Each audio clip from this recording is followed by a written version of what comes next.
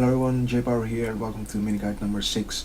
This time it is going to be about Deer's macro PvZ opener, which I used a lot in the season finals, most notably against Jaydong. I've been using this build for quite a while. I even did a written guide about it 5 months ago, which you can find on my website, but that build order is a little bit outdated and I had a bit of trouble with it lately.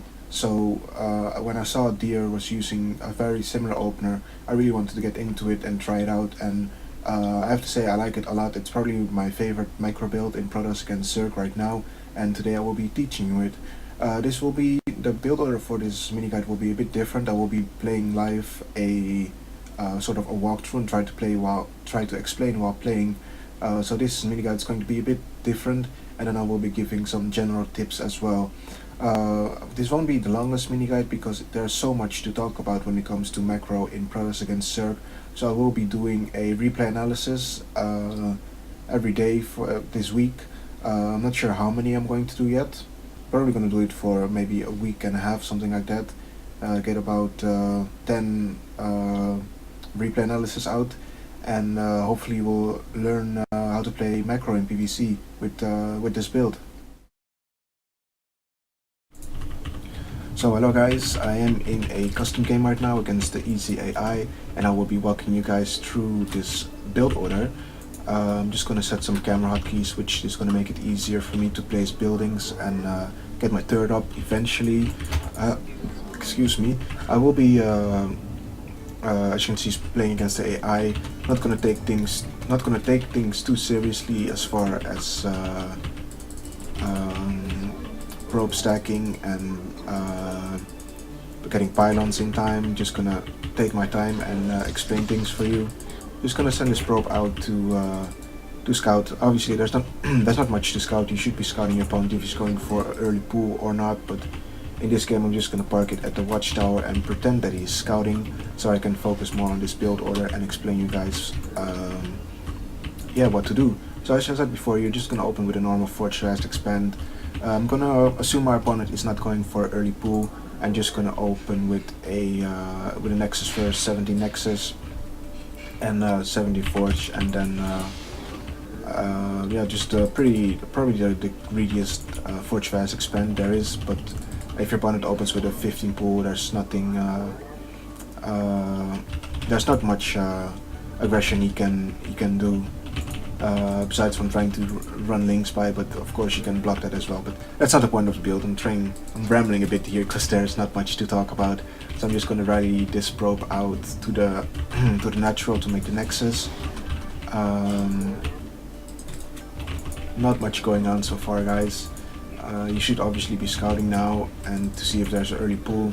Not super common in this metagame because a lot of people still do open with a gateway expand, and early pools, at least without gas, without speed, aren't that good against gateway expands, and it's kind of a gamble that the Zerg has to do. If you go for a pool before 9 or before 10, that you hope that your opponent is opening greedy, or that he won't know how to deal with early links, but not the point of this video. As you can see, just gonna open for it to expand. Should be scouting now, gonna get the gateway pretty soon. Gateway, there we go. Just gonna keep the probe right over here. Play a bit greedy, get an additional probe out. Gonna keep this probe in a wall though, in case links try to run by. Just want to keep your probe over here, and then block this off with a pylon or a gateway to make sure the links don't run in before the cannon is done. So this is actually really important, getting these gases as soon as you can afford them. It's really important because this build is very gas intensive in the early game, and so you need to get these gas as soon as possible. Also saturate them as soon as possible.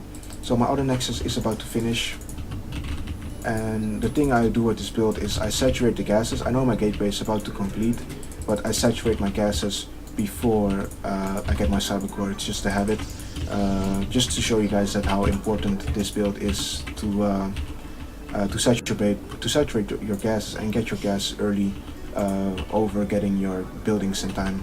So I'm just gonna get a salad also as soon as I can afford it. I think that, well, without cutting probes, I cut probes for a little bit there, guys, but don't cut probes when you do this build. and just spending the rest of my chrono boost on probes as well.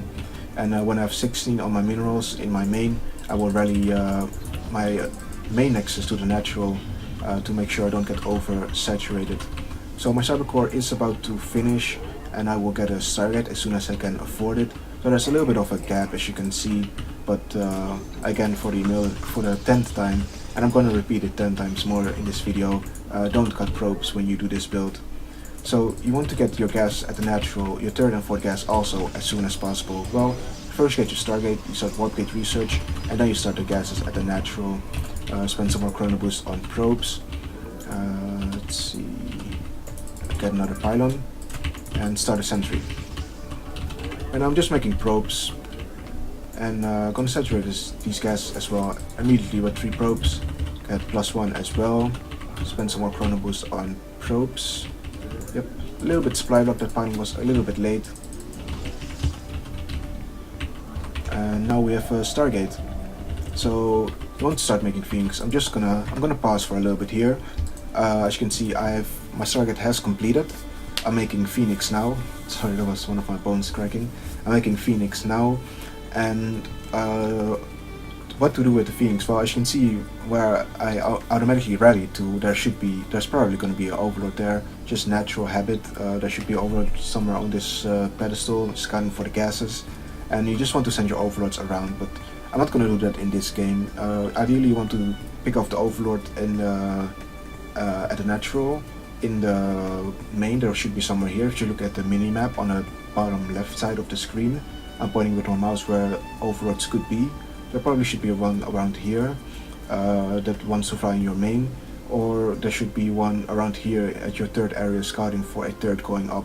These are usually the locations that I scout for before sending my Phoenix to my opponent's base. So I recommend you do that as well, but for this instructional video, I will be just putting my Phoenix in the corner. Obviously you should be active with them, but I want to talk a bit more about the build order. So I'm gonna unpause here, still making probes. It's time for another pylon, also time for another sentry, time for some more probes. First Phoenix is about to complete, I think. I'm gonna make another pylon and another Phoenix. So now I have 16 on minerals, and after the second Phoenix is when you want to add 3 more gateways. So there's this third gateway, gonna hotkey them properly and rally them. Here's where you can cut probes a little bit, because these gateways are important, but ideally if you can afford to make probes while making these gateways, I would say go for it. So I want to start not another sentry. I already got 2 sentries out, and I just want to focus now on making more probes. Looks like my scouting probe got taken down, so I have my 4th Phoenix queued up, and now I want to get the robo. This should be around 8 minutes. If there's any building you want to remember a time for, it is the robotics facility, which should be around which should be at 8 minutes. So warp gate research is done. Finish up these gateways. Sorry guys. Spend 1 chrono boost on +1 attack, which is something I'm going to talk about later. You want to warp in 1 sentry and the rest zealots. This is just assuming your opponent is going to open with something normal. Like right now, the current metagame, Hydras are really popular. They usually open with some more links. Actually, I'm going to pause the video here and maybe talk a bit more about that. The reason you warp in zealots and sentries is because usually your opponent only tries to deny your third base with lots of links. There could be roaches as well. You can open with you can get a void ray as well, but these are things you have to scout with the Phoenix, which I'm not going to talk about a ton right now, which is going to be a bit later, but my point is your opponent only is going to deny your third base with a lot of speed links. That's why you want to warp in zealots and sentries. That's why you have the +1 right now. Hydra timings come a bit after. That's why you really want to get your robot 8 minutes, because that lines up really well with Hydra timings. So ideally your Phoenix would be across the map scouting and finding out what your opponent is making. Is he making drones? Is he making Hydras? Is he making roaches? How many queens does he have? Does he have a layer? Does he have double evos? Does he have upgrades already?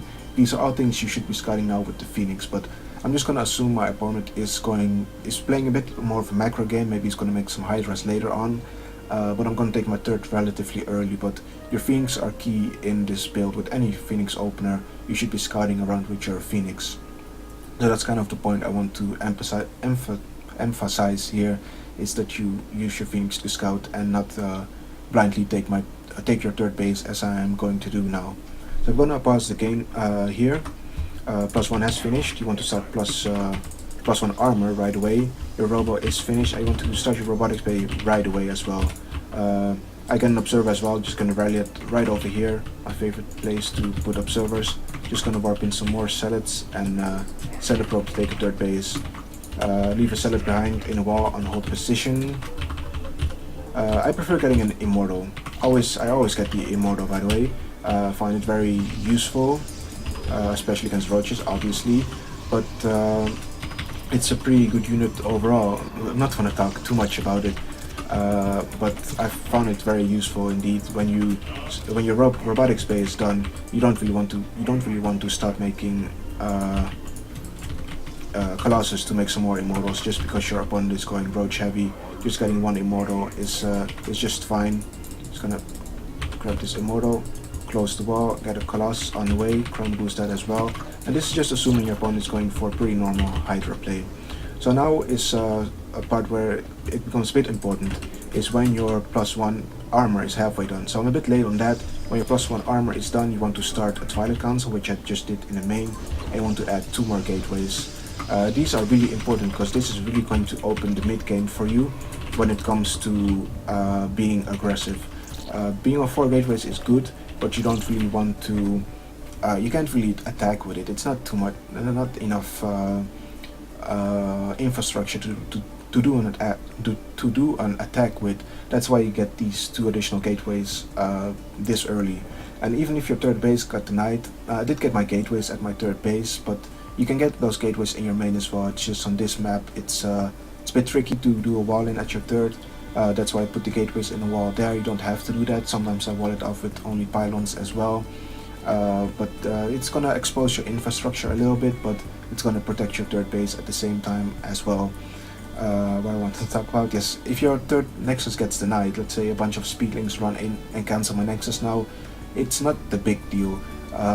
It's more important to get your tech in time, which is the robo at 8 minutes, the robotics bay as soon as your robo is done, and the Twilight Council when your +1 armor is halfway done, and at 2 gateways with that as well. That's extremely important, more important than getting your third base up. You will see that in some of the games in the replay analysis as well, when my third gets denied very often, but with the additional infrastructure I was able to keep up in unit production. So this is kind of the majority of the build order. You kind of want to do it like that. If your opponent is going for lots of early links, you may want to sit back a bit more in your bases, warp in from your 4 gateways, and then move out to take your third base. Sometimes when you go for fast 1-1 link upgrades, you have to actually wait for Colossi before taking your third, which seems strange, but on maps like Derelict, it's going to be very, very difficult to hold your third base if you try to take it before Colossi and your opponent's going to open with fast 1-1 upgrades for the speedlings. I'm just going to pause the game here.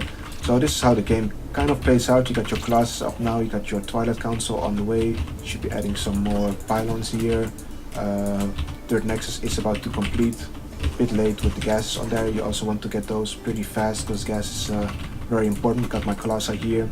So if your opponent is doing some aggression, you may have to force field some stuff, and then it's kind of justified that you remake sentries, but ideally you don't want to make more zealots and sentries. Ideally you want to transition into stalkers now, because as soon as the Twilight Council is finished, you're going to get blink and +2, and with the 6 gateways that you have, you can be aggressive. But if you only make zealots and sentries, those are more defensive units, and they're not going to benefit as much from the blink and the +2, and they don't scale as well against layer units either. So I have quite a bunch of zealots here actually. I think this is probably a bit more zealots than I usually make. But it's still good to be so defensive with a lot of zealots, because zealots are very good units defensively. Sentries as well, especially against Ling Hydra armies. You can get lots of solid sentry, and you will be pretty safe taking your third base. So as you can see now, I have my third up and running. Not too many probes usually. Oh my god, this AI just, oh my god, what a scumbag. But yeah, usually you want to have some more probes. You will continuously want to make probes. I think this game I didn't do a great job after making probes, so it's gonna take a little bit of time before my third is saturated completely. But as you can see, I'm getting my +2, making some more colossi. You can warp in stalkers now, and oops, that's not really the thing over there. And you can make a sizable army. I think, yeah, I didn't forget range. I usually forget that, and I should have killed Overseer with my Phoenix. But yeah, that's gonna be it for the opening build order. The next segment is going to be a bit more about general tips with scouting. As you can see, my observer is in a very important location. I will be talking about that a bit later as well. Yeah, that's gonna be it. My third is saturated now. Now you can kind of set your nexus back, maybe make some more probes. Some like to go up to 18 probes or minerals per base. You can add some more gateways, can boost your upgrade some more. But it all depends, of course, on what you scout. Maybe you have to transition into Storm, or maybe your opponent is going for Miras and you want to add a fleet beacon and the Stargate and continue Phoenix production. There's just a lot of things that depend on scouting, but that's why when I do macro builds like this, I don't really want to talk too much about the late game, because it really depends on a lot of situations. And like I said before, I will be doing lots of replay analysis for this build order. So I hope this video, I hope this segment was useful for you. I still will be putting on the timings of every building, which should be roughly when you should take the tech buildings, but you should take it with a grain of salt, is what they call it, and more do things on a feel, like I just did in this game. Just get things after each other. Don't focus on getting things in time, and focus more on pro production and not getting supply block rather than getting your tech buildings in time. After that, getting your third up is not the most important deal. It's better to be safe than to be sorry, so make sure you warp in lots of zealots and sentries. Also, I didn't use my mothership core. Oh, I forgot to make it this game, which is a big mistake. You want to make your mothership core after when you can afford it, when you want to take your third base. So there should be after your robo probably, or after your fifth Phoenix. You have plenty of gas then, so you can afford it. I'll put it in the annotations as well, because I forgot about this with this build order. But like I said, you use your mothership core around. Don't have it in your base. Have it somewhere here to spot for things coming over here and here, or have it over here so you can spot for Zerglings coming in over here. So there's lots of things you can do with the mothership core. It has really big vision range, so it's a really good unit to have taking your third base. Also, Photon Overcharge is really good against any Ling shenanigans. And always have a Zealot here on a patrol. When you want to bring the Immortal out, just focus a lot on that. It may sound like a small deal, but it's really important when you bring this out that you wall this off as soon as possible, and then the Colossus can just walk over the Zealot. I've had this a couple of times before, that my Immortal got stuck, and then I lost to a roach push from my opponent. And if I had the Immortal, it would be probably a different story, but still, yeah. Just make sure you have this wall sealed up, because ideally, I didn't do this game either. You want to have your sentry and Zealot placed between the Nexus and the mineral line, tucked up in here, and then when units try to come by, you can just force field this area off, and it's no problem. Even force fields over here, and then you can use the Nexus to decrease surface area on your Zealot sentry, and then you don't have to worry about this. Sometimes you may have to warp in the sentry over here if they use a lot of links to run by your Zealot, and they can force field it. Probably should have force fielded a bit better and get the Zealot on the inside, but you get the idea. You just want to keep your army over here as much as possible. So yeah, that is it for this segment, and next segment will be a bit more about scouting and general tips. So when you first fly in with the Phoenix, you want to start killing some drones that may be transferring, but more importantly, you want to see what is coming out of the X from the Zerg. Only scouting tech buildings is unreliable, so make sure you consistently look at what units your opponent is making. Be careful with taking a third base. Make sure you don't lose any sentries and get a cannon behind SimCity for perfect defense against speedlings. Usually Zergs will set their queen to hold position near a spore to prevent them from wandering off. After they eject, they will lose the hold position though, and you can start luring them out again. Most Zergs will forget to put them on hold position again. Against Hydralisk Corruptor armies, which are trending in the current metagame, you sometimes have to pull back your Colossi, and sometimes just take the engagement. This is something that is very hard to estimate, and can backfire quite hard, but once you've been in a lot of situations like it before, you will learn which is the best.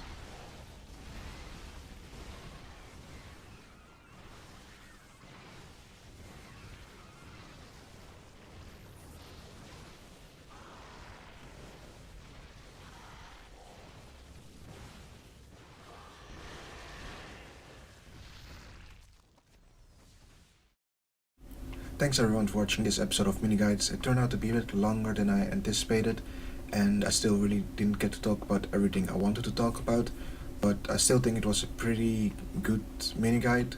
I still recommend that you watch some replays or replay analysis on my YouTube channel. Replays are in the description below, and I've sent additional replays to subscribers. Replay analysis will be uploaded throughout this week and next week. One replay analysis every day. I aim to get about 10 of those out for this specific strategy, because there's still a lot to talk about when it comes to the mid game to the late game, especially mutas. So there's a lot of things that still need addressing that didn't make it into the video. I still hope you enjoyed it and learned from it. Build orders and stuff like that, and some more tips. You can find everything like that in the link below, as well as the replays. Thanks again for watching. Make sure to subscribe. Next mini guide will be on the 1st of December. I think that's it. Thanks for watching again. Make sure to follow me on Twitter at JayPower2, so you know what other content I'm bringing out, also when I will be streaming. Yeah, I think that's it really. Thanks again for watching, and see you guys next time. Hello everyone, JayPower here, and welcome to mini guide number 5. This time it is going to be about Jim's Phoenix Clauser style in Protoss against Terran. This is one of my favorite builds to use because it deals with drops very well, and it's something different than we've seen for quite a while, so hopefully you will enjoy this guide.